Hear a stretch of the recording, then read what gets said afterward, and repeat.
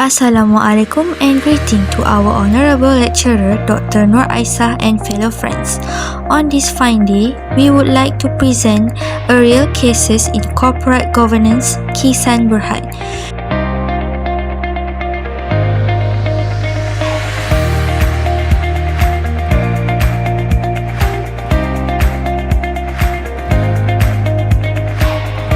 Hi, my name is Jie. As you can see from the opening of this video, there is a candy making process. That's right, we are going to discuss about the candy maker company, Khee Berhad.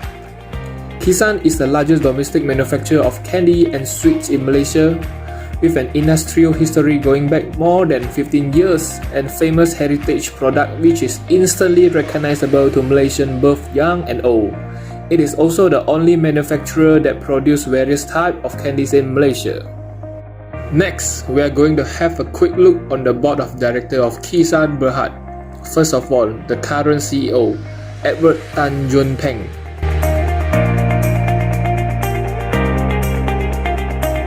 Next, there are three current independent non-executive directors in Khee Berhad. The first one, Datuk Haji Muhammad Aris bin Ramli.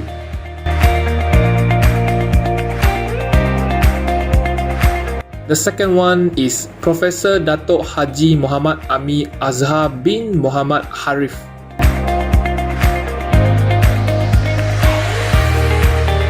Last but not least, Mr. Mohanadas.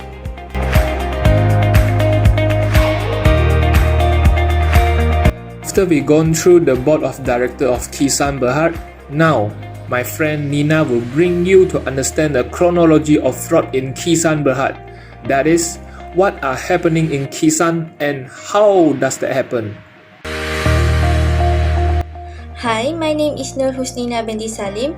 I will expose to you the chronology of fraud in Khee Berhad. Before I continue, I will share to you what is happening in Khee Berhad step by step. So let's get started. In September 25, candy makers Khee Berhad said in exchange filing that initial findings by forensic auditors at BDO Governance Advisory Sdn Berhad reveal what appear likely to be fraudulent activities.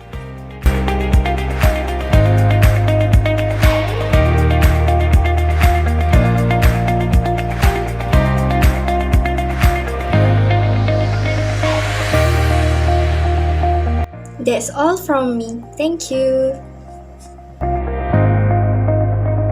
Assalamualaikum and hi, my name is Nurul Nabila binti Ma'azmi and my matric number is D2018108392.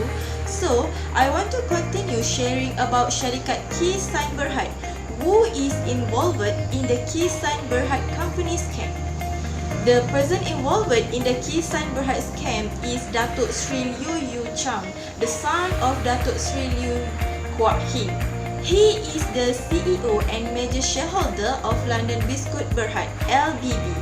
He has resigned on 30 September 2019, citing burnout stress syndrome. This consists with his resignation from LBB as well.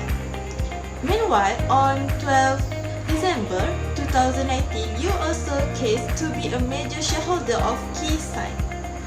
The evidence showing him guilty is that on 28 September, Khee filed a summons order against Liu, alleging that the company had exposed fraudulent scams and committed from 1 October 2018 to 4 July 2019 because of his ability to control or determine the company's business and financial operations. At the same time, not to be missed are also two board members has resigned several months before Liu. They were Leslie Loy Meng resigned on 3 July and Huang Yo Tiu resigned on 26 July. The two were independent, non-executive director of Khee and also held directorship in LBB. So, there are three individuals involved in the Khee Berhad company scam, namely Liu, Leslie Loy Meng, and Huang Yanto. Thank you.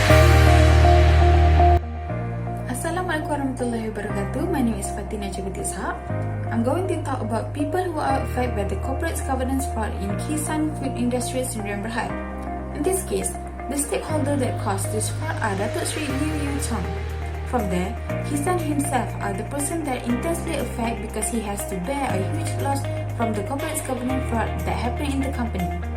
Kisan has lodged a police report against Liu, as well as other undisclosed consulted parties. The police report was for alleged fraudulent scheme offences under penal codes such as a criminal breach of trust, cheating, forgery, and embezzlement of the company's fund for their personal use. Due to Liu's action, the total loss to Kisan stand at 75 million ringgit, which is this include almost 50 million ringgit of fictitious sales and purchase invoices. On September 28, 2020, Kisan has filed a writ of summons against Liu and court ordered to pay back the damage or loss compensation amount of 20 million ringgit fit on the ground of breach of trust and the fraudulent scheme. Kisan made every effort to settle the huge losses he faced caused by this corporate governance fraud.